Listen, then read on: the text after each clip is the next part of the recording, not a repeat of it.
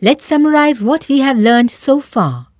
Carefully examine the engineering drawing at the onset of the milling operation. Keep in mind the dimensions and critical tolerances. Select the correct raw material. Set aside the required cutter. Clean and mount the rotary vise on the machine bed.